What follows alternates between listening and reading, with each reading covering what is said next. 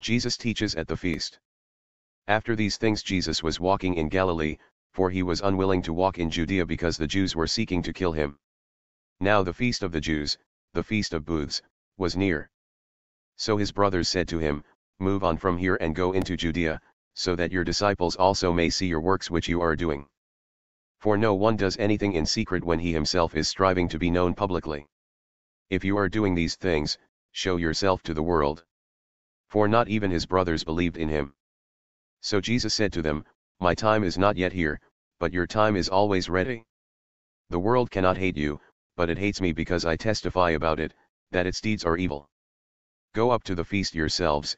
I am not going up to this feast, because my time has not yet fully arrived." Now having said these things to them, he stayed in Galilee. But when his brothers had gone up to the feast, then he himself also went up, not publicly, but as though in secret. So the Jews were looking for him at the feast and saying, "Where is he?" And there was a great deal of talk about him in secret among the crowds. Some were saying, "He is a good man," others were saying, "No, on the contrary, he is misleading the people." However, no one was speaking openly about him, for fear of the Jews.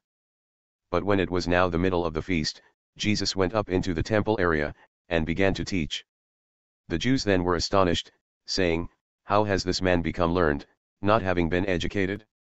So Jesus answered them and said, "My teaching is not my own, but his who sent me. If anyone is willing to do his will, he will know about the teaching, whether it is of God, or I am speaking from myself. The one who speaks from himself seeks his own glory, but he who is seeking the glory of the one who sent him, he is true, and there is no unrighteousness in him. Did Moses not give you the law, and yet none of you carries out the law? Why are you seeking to kill me?" The crowd answered, "You have a demon. Who is seeking to kill you?" Jesus answered them, "I did one deed, and you all are astonished. For this reason Moses has given you circumcision, not that it is from Moses, but from the fathers, and even on a Sabbath you circumcise a man. If a man receives circumcision on a Sabbath so that the law of Moses will not be broken, are you angry at me because I made an entire man well on a Sabbath? Do not judge by the outward appearance, but judge with righteous judgment." So some of the people of Jerusalem were saying, "Is this man not the one whom they are seeking to kill? And yet look, he is speaking publicly, and they are saying nothing to him. The rulers do not really know that this is the Christ, do they? However, we know where this man is from, but when the Christ comes, no one knows where he is from." Then Jesus cried out in the temple, teaching and saying, "You both know me and you know where I am from, and I have not come of myself, but he who sent me is true, whom you do not know. I do know him, because I am from him, and he sent me." So they were seeking to arrest him, and yet no one laid a hand on him, because his hour had not yet come. But many of the crowd believed in him, and they were saying, "When the Christ comes, he will not perform more signs than those which this man has done, will he?" The Pharisees heard the crowd whispering these things about him, and the chief priests and the Pharisees sent officers to arrest him. Therefore Jesus said, "For a little while longer I am going to be with you, and then I am going to him who sent me. You will seek me, and will not find me, and where I am, you cannot come."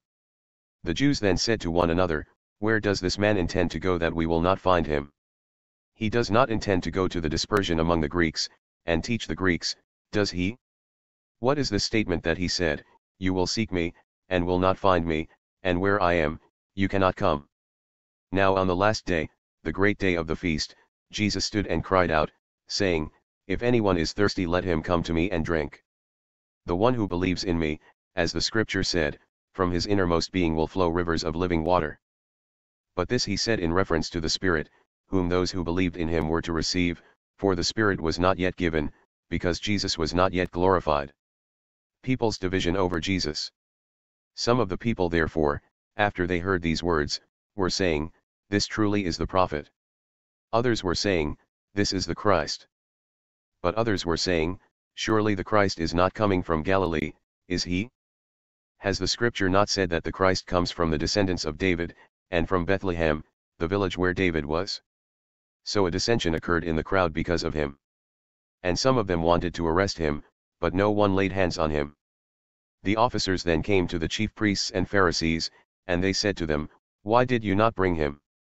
The officers answered, Never has a man spoken in this way. The Pharisees then replied to them, You have not been led astray too, have you? Not one of the rulers or Pharisees has believed in him, has he?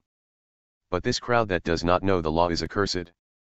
Nicodemus, the one who came to him before, being one of them, said to them, Our law does not judge the person unless it first hears from him and knows what he is doing, does it? They answered and said to him, You are not from Galilee as well, are you? Examine the scriptures, and see that no prophet arises out of Galilee. And everyone went to his home.